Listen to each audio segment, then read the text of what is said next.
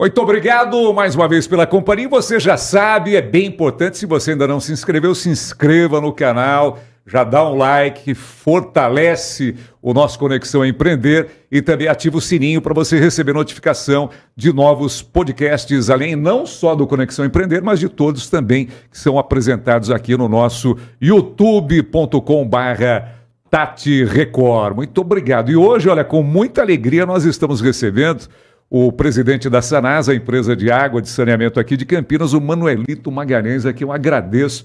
Muito legal a sua presença hoje aqui. A gente já conversou no rádio, já conversou na televisão e agora no YouTube, primeira vez. Ô, Jair, o prazer é todo meu estar aqui no podcast, no Conexão Empreender, e falando com essa audiência da Tati, né, no YouTube. É sempre muito gratificante estar aqui nessa casa. Legal. Ô Manuelito, antes de falar da Sanasa, antes de falar um pouquinho mais da sua carreira, a gente percebe hoje, né, até é um dos temas mais buscados na internet, é um dos temas mais buscados aí nos próprios podcasts também, em postagens, né, do Instagram, ou seja, no geral, essa questão do gerenciamento, né? Então, a minha primeira pergunta para você, você que é presidente de uma grande empresa, que tem uma estrutura com milhares de funcionários, tem uma demanda de agenda muito puxada, que dica que você dá para as pessoas que estão acompanhando nesse momento sobre gerenciamento, né? Principalmente nessa virada de ano, quando encerra um ciclo, começa o outro. Qual que é a sua reflexão para um bom gerenciamento de tempo e aí no geral?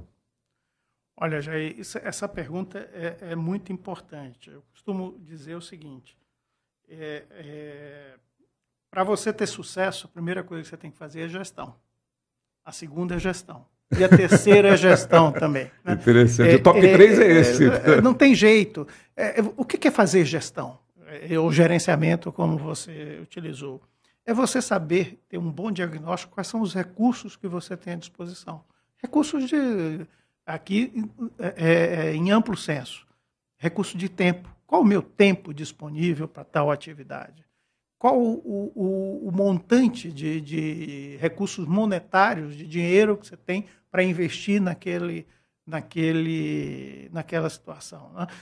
Então, no caso, se você vai produzir alguma coisa e tem empregados, como é que você vai fazer o gerenciamento desses empregados? Então, você precisa conhecer quais são os recursos à sua disposição e depois alocá-los corretamente. Né? Quantas unidades de tempo eu vou usar para fazer tal coisa ou uma outra coisa e acompanhar, ter metas e resultados. Se você não tem aquilo que você não mede, você não gerencia. Né? Se você não tiver metas e poder olhar, saber o quanto que você está atingindo ou não a meta, né? Qual é o resultado que você está trazendo, você também não vai fazer gestão, você não vai fazer o gerenciamento. Né? Porque você, sem conhecer onde está e para onde você está indo, né, é muito difícil você desenvolver qualquer tipo de atividade. Então, a primeira coisa é um olhar para dentro, né, quais são os recursos que eu tenho disponíveis. Segundo, com essa atividade que eu estou desenvolvendo, qual é a meta que eu quero chegar? Vamos supor que você vai entrar num programa de emagrecimento. Né? Quantos quilos eu quero perder em uma semana, em 10 dias? E aí você vai na balança hoje, vai daqui a uma semana, daqui a 10 dias. Quanto você pesa hoje, quanto você pesa depois, você atingiu sua meta? Se você não atingiu, qual é a reflexão que você faz de como você pode atingir a próxima? Daquilo que você deixou de fazer ou que fez em excesso, né? E que te tirou do teu caminho. E se você atingiu, você também precisa fazer uma reflexão, porque como que eu posso ser melhor? Né? Como que eu posso melhorar? Tudo bem, eu atingi minhas metas, mas eu podia ser melhor? Né?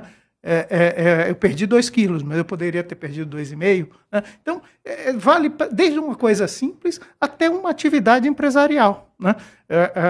E aí, voltando para a Sanasa, quer dizer, por isso que a primeira coisa que nós fizemos na Sanasa, em 2021, foi desenvolver um programa, um planejamento, onde que nós queríamos chegar em 2024.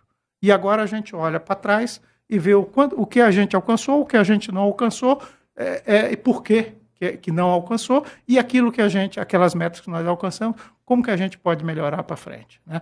É fundamental isso. ter um planejamento e ter metas, objetivos claros e mensurar o teu resultado. Até para uma eventual correção de rota, né? Claro, né? Você não consegue, faz parte, a gente em administração, antigamente chamava administração de empresas, hoje tem outros nomes mais bonitos, a gente aprende aquilo que da sigla em inglês, chama PDCA. Mas planeje, né? Desenvolva aquele planejamento, cheque se você alcançou, quer dizer, faça a mensuração dos seus resultados e haja para corrigir aquilo que está fora do rumo, né? Esse é o ciclo completo do planejamento e a gente pode usar isso em qualquer esfera da nossa atividade, desde a vida pessoal, tá certo? Até a atividade profissional.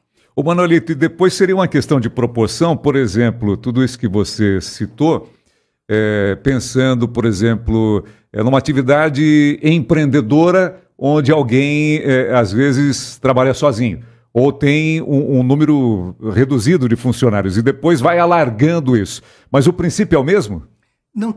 Eu não tenho a menor dúvida que é o mesmo. E mesmo quando a pessoa trabalha sozinho, aliás, o maior risco é quando ele trabalha sozinho. Quando ele trabalha sozinho. Né? Porque ele se dá a liberdade de não cumprir metas, né? Ou de vou deixar para depois, né? Postergar alguma ação. Talvez, né? A disciplina, ela corre mais risco. Precisa ter muita disciplina. Você usou a palavra correta, para você ficar no rumo. E à medida que você vai crescendo, né, você começa a lidar com uma coisa que é um material, é um recurso muito precioso, que é o ser humano. Né? E cada pessoa é diferente da outra, Jair. E aí o estímulo que você dá para um, às vezes não funciona para outro. E a gente precisa entender isso, né, para poder tirar o melhor de cada pessoa. Cada um tem suas manias, cada um tem suas virtudes, seus defeitos. Quando você faz gerenciamento... O líder de equipe, ele precisa estar atento a isso? Ele precisa estar atento a isso, ele precisa saber corrigir no momento certo, mas, sobretudo, ele precisa dar o exemplo. Sem dar o exemplo, você não consegue liderar. Né? Isso é forte, né? Isso é uma grande você verdade. tem que dar o exemplo. E liderar não é indicar para as pessoas um caminho... não é cobrar, não é punir. Liderar é pegar pela mão, levar junto a pessoa para um determinado caminho. Isso é que é ser líder, né? E ele faz isso pelo exemplo e pela postura, pelas atitudes que ele desenvolve durante o tempo. A vida mostra para a gente que a gente está cheio de líderes que falham porque não conseguem tomar decisões, falham porque acham que tudo é na base da punição, né? Falham porque não sabem recompensar o esforço dos seus liderados. Então, ser líder é ter um pouco de cada uma dessas características, mas, sobretudo, é dar o exemplo. Ô Manolito, qual que é a tua história profissional antes da Sanasa? Bom, Jair, eu sou um economista formado aqui na Unicamp, fiz pós-graduação também na Unicamp, também em economia. E depois eu comecei a trabalhar na Prefeitura de Campinas, né, exercer minha carreira profissional na Prefeitura de Campinas. Depois eu fui trabalhar no Congresso Nacional, né, trabalhei um período no Congresso Nacional, depois eu fui para o Ministério da Saúde, onde eu fiquei bastante tempo. Já trabalhei em agências reguladoras, já trabalhei na Prefeitura de São Paulo por 3 períodos distintos. Já trabalhei no governo do estado, enfim, já trabalhei em empresa estatal, fui consultor, empresa privada, quer dizer, eu tenho uma vasta experiência. No caso do setor de saneamento, minhas outras experiências foram na área da saúde do governo federal, eu lidei também com saneamento. Depois, no Congresso, eu cheguei a trabalhar em algumas medidas legislativas do setor de saneamento. Eu fui diretor da Sabesp, né? E agora eu estou presidindo a Sanasa. O Manolito, há algum tempo, eu não sei se isso foi atualizado ou não, mas tinha um estudo da ONU, né, através da OMS, Organização Mundial da Saúde, que preconizava o seguinte: para cada $1 investido em saneamento, economizava-se $4 na saúde. Isso ainda vale? Isso vale. Outro dia eu estava lendo um documento do Banco Mundial que já falava de 5 para 1. 5 para 1. 5 para 1. Aí tanto faz a moeda, se é dólar ou se é real, porque Sim. é unidades monetárias. Para cada uma unidade monetária que você investe, você teria uma devolução de quase 5. Né? Por que isso acontece? As pessoas às vezes acham que é chute. Não é. Isso foram estudos feitos porque o saneamento ele ajuda a eliminar um conjunto de doenças, chamadas doenças de veiculação hídrica. Você tem leptospirose, você tem diarreias, você tem doenças de pele, você tem um conjunto dessas doenças que elas se proliferam quando você não tem água potável, quando você não tem a retirada, a coleta do esgoto e o afastamento desse esgoto das pessoas e, por fim, o tratamento. Então, quando você não tem isso, as pessoas ficam mais doentes. Né? As crianças que têm essas doenças nos primeiros anos de vida vão ter um crescimento prejudicado. Né? Vão ter o desenvolvimento, o seu desenvolvimento como um ser humano, né? A gente nasce, cresce e morre. Esse crescimento das crianças vai ser prejudicado pela falta de saneamento. Então, o saneamento é uma atividade que ele abraça um conjunto de benefícios para a sociedade. Veja, outro dia eu estava lendo um estudo, tem coisas que a gente não imagina. Um estudo de uma professora de uma universidade inglesa, a University College of London, a UCL, como a gente chama. Eu em um determinado período, me associei a essa universidade e convivi com essa professora. Ela fez um estudo mostrando, em algumas comunidades da África, como a questão do saneamento influenciava na questão do gênero. Né? Como isso? As pessoas viviam em comunidades, em casas muito simples, muito pobres, sem banheiro. As mulheres, para irem ao banheiro à noite, os banheiros eram coletivos. Elas tinham que andar por dentro das casas, etc., até chegar. E aí tinha muito risco delas serem agredidas sexualmente nesse percurso. Né? Quando você leva o banheiro para dentro das casas, você está empoderando a mulher. Né?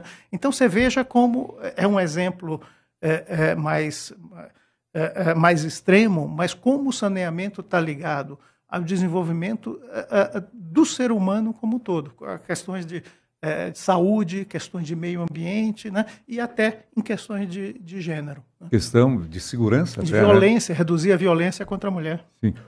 Manolito, tem uma coisa que faz a gente pensar, né? Porque de imediato, nós citamos até esse número preconizado pela OMS, que fala, né?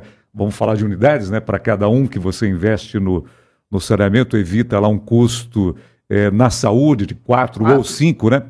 Isso é o imediato, mas como você disse, né, uma reflexão que a gente faz, depois não tem barreira do tempo, porque isso vai se refletir ao longo da vida, né? Ao longo da vida. Ou seja, uma criança que é exposta, por exemplo, ali ao valão na porta de casa, que convive com essas doenças que poderiam ser evitadas, tem um impacto no desenvolvimento, vai ser um ser humano suscetível a mais doenças ao longo da vida. Ao longo né? da vida. E tem outros aspectos muito importantes também.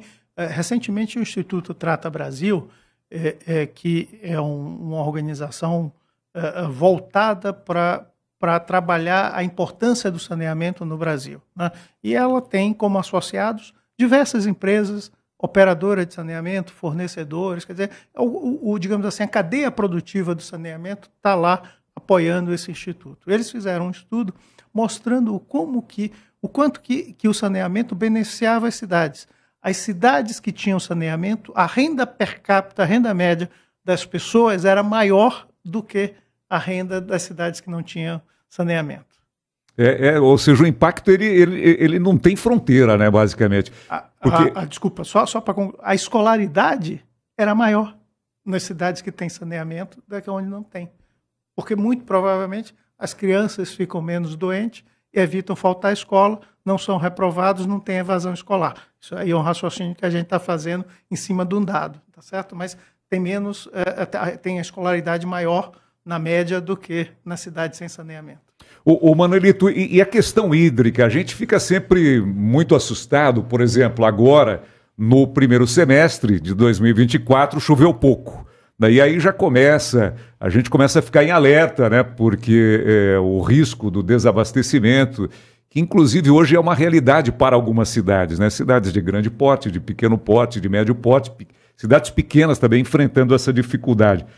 A Campinas, qual que é a realidade hoje? Jair, essa questão da segurança hídrica foi uma preocupação desde há 4 anos atrás, quando o prefeito Darius Saad me chamou aqui para me convidar a assumir essa Sanasa. Ele colocou claramente, falou, a água não pode ser um inibidor do desenvolvimento, do crescimento de Campinas. Esse é o compromisso que você tem e é para isso que você vai trabalhar. O que acontece? Sanasa, nós temos uma operação que hoje tem o menor índice de perdas do Brasil para cidades com mais de 500 mil habitantes. A gente está chegando agora num patamar que é melhor do que muitos países do primeiro mundo. Nós perdemos cerca de 16,5% da água que a gente capta, né? Você tem uma ideia, o Brasil perde quase 40%. Quase 40%. Cidades aqui em volta de Campinas, que tem problema de falta de água no período seco, perdem 40%, 50%, às vezes 70% da água. E por que isso é importante? Porque no período seco, agora com essa questão das mudanças climáticas, esses períodos secos têm sido cada vez mais constantes e por um prazo maior, né? A seca dura mais, né? O que significa? Significa que você vai tirar você tem menos água nos rios, nas represas, nos lagos, para você retirar. Olha, se a cada 100 litros que você retira, você perde 50, você precisa, para abastecer a mesma população, você precisa tirar o dobro. Se você perde... Vai esgotando a fonte, né? Pois é, exatamente. Você vai gerando uma carga maior sobre os cursos naturais de água, os rios, os lagos, etc. Então, quanto mais você investir em perda, mais você pode garantir o abastecimento das cidades sem necessitar de tanta água que você retire. Vou te dar um exemplo. Em 1994, a cidade de Campinas tinha 800 mil habitantes. Ela retirava 116, no ano de 94, ela retirou 116 bilhões de litros de água dos rios para abastecer 800 mil habitantes ao longo de um ano. Em 2023, portanto, quase 30 anos depois, a cidade de Campinas tinha 1.200.000 habitantes, uma população 50% maior. E nós retiramos 106 bilhões, menos do que em 94, que a população era menor, né? Ou seja, eu preciso de menos água retirada dos rios para abastecer a uma população que é 50% maior, né? Isso graças ao programa de perdas. E não é só a questão da água, porque a água que se perde nos encanamentos, nos vazamentos, é água tratada, é água potável. Então, você também está jogando dinheiro fora, porque você gastou dinheiro com energia elétrica para bombeamento, você gastou dinheiro com o funcionário para tratar, você gastou dinheiro com produto químico para limpar a água e deixá-la potável. Então, você está jogando fora não é só a água, é também um conjunto de recursos que você usou para tratar e que depois ela se perde ao longo do caminho. Então, Campinas hoje tem um programa de segurança hídrica que fez esses investimentos. Agora, nesses últimos 4 anos, nós trocamos 464 quilômetros de redes.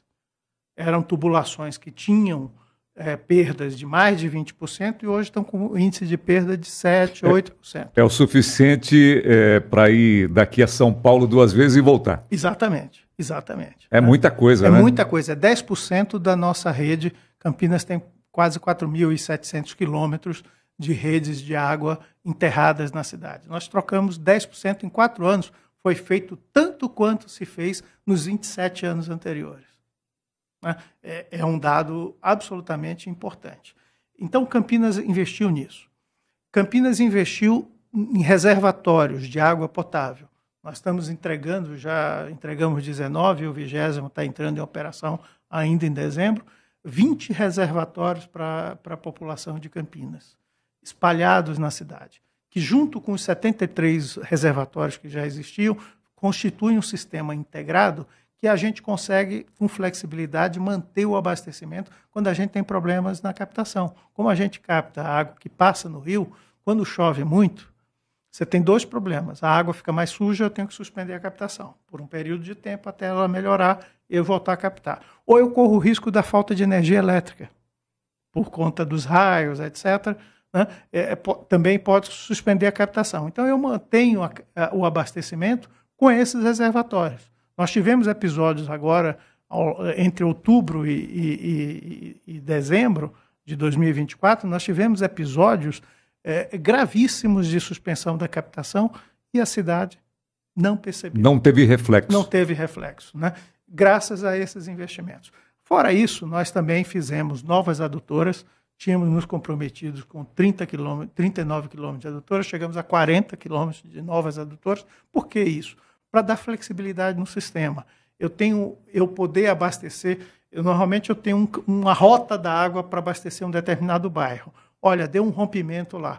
Eu consigo fazer uma nova rota, né? Essa flexibilidade de sistema que a gente está fazendo, eu faço uma nova rota para que pelo menos uma boa parte daquele bairro permaneça abastecido, né?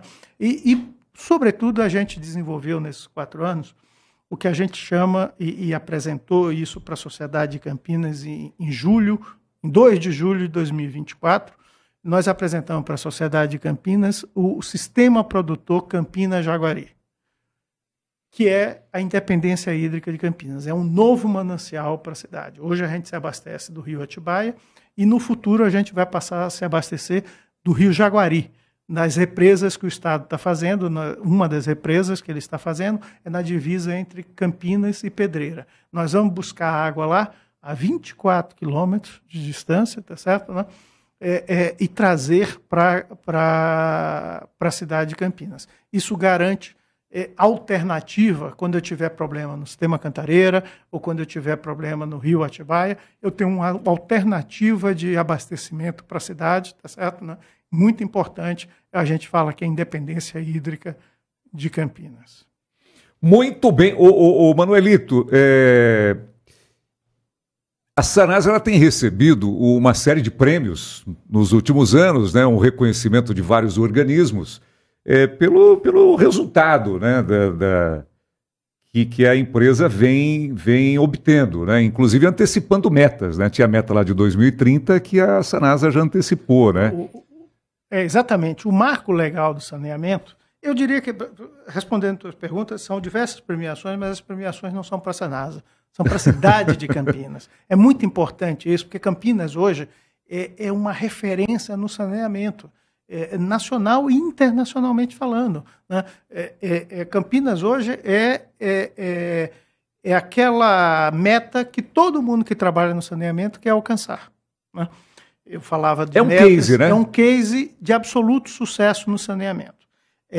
O que acontece? O marco legal do saneamento, que foi publicado em 2020, estabelecia um prazo até 2033 para se atingir a chamada universalização do saneamento. O que é a universalização? Desculpa os termos técnicos, mas é importante a gente explicar também.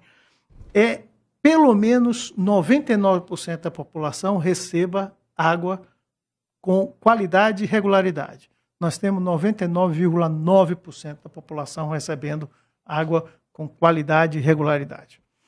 Tem país de primeiro mundo que não tem, né? Não tem isso. Que não tem isso. Nós hoje, eu já completo o raciocínio, mas hoje, se a gente fosse fazer um ranking de países, se Campinas fosse um país à parte do Brasil, nós estávamos colocados entre o 20º e o 25º lugar em termos de saneamento no ranking dos países, né? Nós estamos na frente, por exemplo, da Bélgica, né? Para a gente ter uma ideia do que Campinas fez, né? Então, atingir 99%, a gente atinge 99,9%. Nós temos que atingir pelo menos 90% de coleta de esgoto, coleta e afastamento, se retirar o esgoto da casa das pessoas. Nós estamos atingindo hoje 97%. E atingir pelo menos 90% de tratamento de esgoto. Nós estamos atingindo 94%. Então, Campinas alcançou essas metas estavam previstas para 2033. Nós alcançamos isso em 2023, 10 anos antes do prazo. Só concluindo, sim, claro. Esse foi o maior reconhecimento que nós recebemos do Instituto Trata Brasil, que usa o ranking conhecido, os dados do Ministério das Cidades, né? Que é confeccionado de forma muito criteriosa, né? Muito criteriosa, por pessoas sérias. Então, nas cidades com mais de 500 mil habitantes, nós somos o primeiro lugar no Brasil, né? Essa foi uma importante premiação. Recentemente, nós recebemos da Associação Brasileira de Engenharia Sanitária o considerado Oscar do saneamento, que nós fomos ouro nesse Oscar. Quer dizer, o Oscar ele tem ouro, prata, bronze, nós fomos ouro. Num determinado nível, significa a excelência da gestão, né? Significa que a gestão tem qualidades e alcança resultados, tal, e por isso que recebeu esse Oscar. E o terceiro prêmio, que eu coloco em grau de importância, foram outros, mas esse tem um grau de importância especial, é o de transparência. Significa que aquilo que a gente está fazendo com correção e de maneira correta. De maneira certa, né, de maneira correta e dando conhecimento para a sociedade.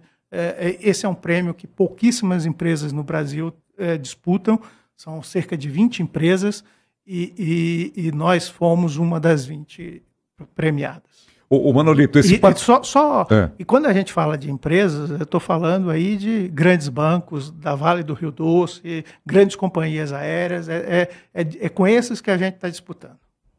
O Manuelito, quando se fala em 94% do tratamento de esgoto, é um número que está numa prateleira diferente no Brasil, né? A gente gostaria que o cenário fosse outro no Brasil, mas infelizmente não é, né? Trata-se muito pouco esgoto no Brasil. Aí eu levanto a seguinte questão para você. Há uma preocupação hoje, embora cada município tenha a sua autonomia, a gente sabe disso, mas há uma preocupação de Campinas também com as cidades vizinhas, na questão do intercâmbio, na questão até do estímulo, porque se nós temos 94% de tratamento de esgoto hoje, a gente sabe que o município não é uma ilha. Pega, por exemplo, o trajeto dos próprios rios, né, que vem cortando outros municípios. Como é que Campinas tem abordado, eu vou até usar um termo, se eu estiver errado, você me corrija. Para além do intercâmbio, para além desse case, demonstrar como é feito e como é possível ser feito, Campinas pensa até numa questão de ajuda técnica para que esses municípios façam subir, porque vai refletir também na nossa cidade, né? Olha, Jair, sua pergunta é muito, muito interessante, porque Campinas não ajuda mais os municípios do entorno porque eles não querem ser ajudados. Nós temos cases, eu não vou citar municípios, né? Que assinou o protocolo de intenção de cooperação com o município de Campinas, junto com o Ministério Público, e a administração seguinte foi e cancelou. Não quis dar sequência, né? E é um município importante e um grande lançador de esgotos no Rio Atibaia, né? Nós tínhamos feito, até a gestão passada, fez um acordo com o Ministério Público e esse município de investir no município, né? E assumir uma parte do tratamento de esgoto daquele município. A Sanasa assumir. E, para surpresa de muita gente, no decorrer deste mandato que está acabando, a mais alta autoridade do município decidiu não dar sequência. Isso é uma coisa assim absurda, né? Do ponto de vista de sociedade, não existe absurdo maior, né? Eu gostaria imensamente de, nesse momento, ser antiético e falar nomes, mas não farei isso, e respeito até aos ouvintes nossos, o pessoal que está nos assistindo. E tem outros municípios que a gente ajudou. Teve municípios aí com falta d'água de 3 dias, a gente manda técnicos lá tal, e consegue resolver em 2 horas o problema, né? E a gente tem prestado assessoria cada vez mais frequente para cidades do Brasil todo. Vem gente aqui de Rondônia, do Norte, do Nordeste, do Sul. Há 2 dias atrás me ligou o novo superintendente do saneamento de Porto Alegre, que é um amigo de longa data, estudamos juntos. Eu estou querendo ir aí, você precisa abrir espaço para mim, porque eu preciso entender como é que funciona, como é que vocês fazem e tal, porque lá é público como a Sanasa e lá não dá resultado e aqui dá, né? Então ele está querendo vir entender como é que funciona, como a gente funciona aqui, para levar essa experiência para lá.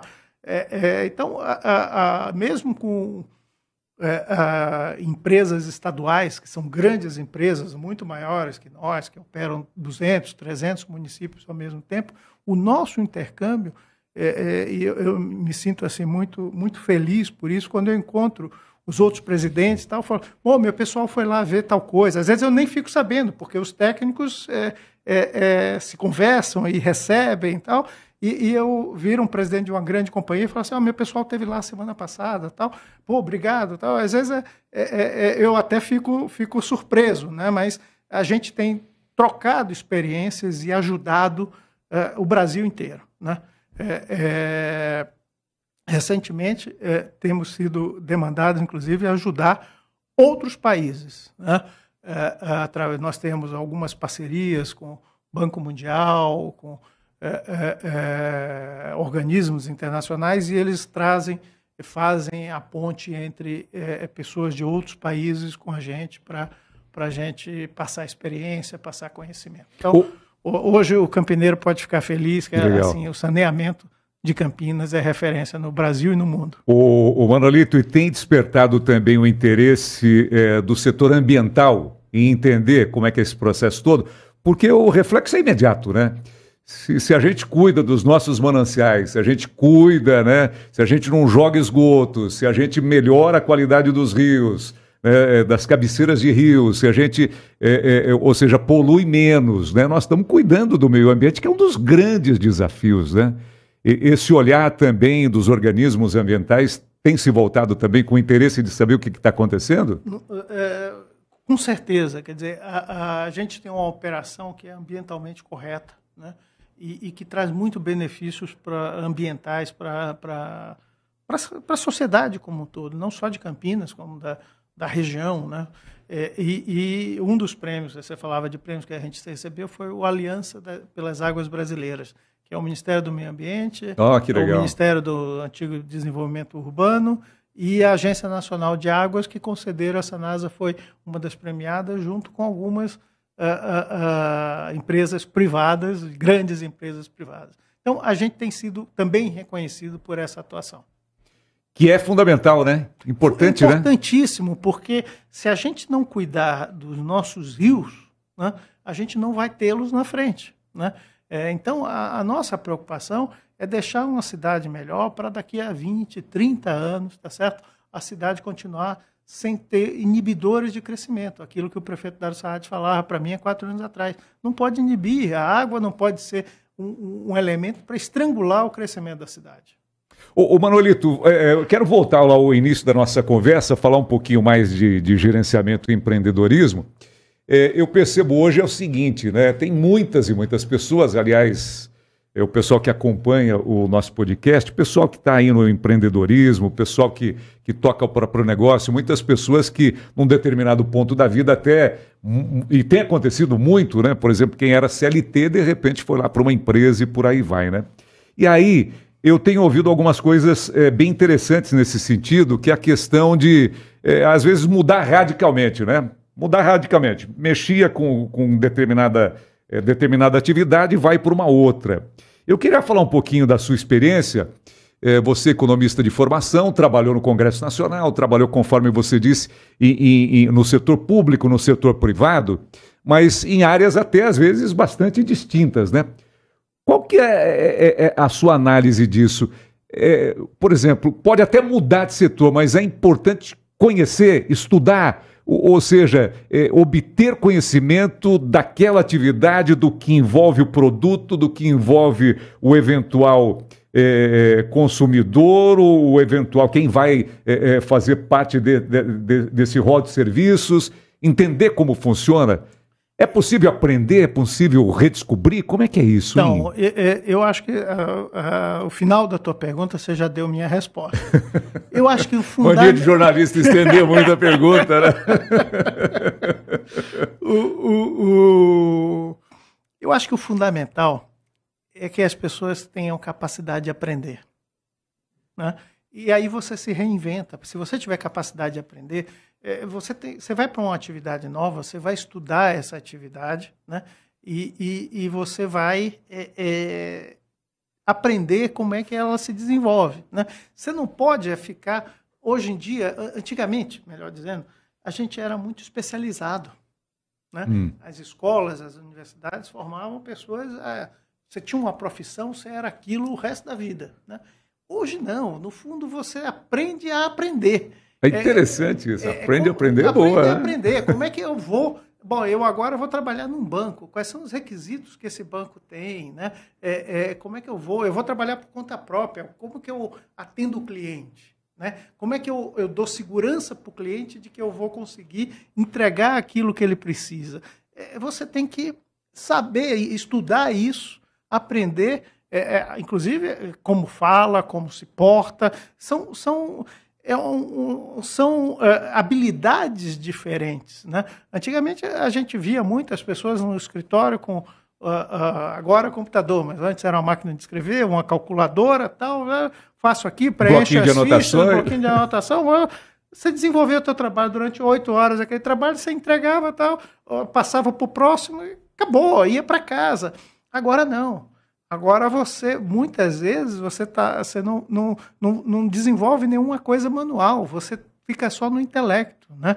Lendo, né? Pensando o que você vai colocar numa apresentação, o que você vai falar numa reunião, né? São habilidades diferentes, né? E o que eu acho mais gratificante é que as gerações mais novas pegaram isso muito facilmente, né?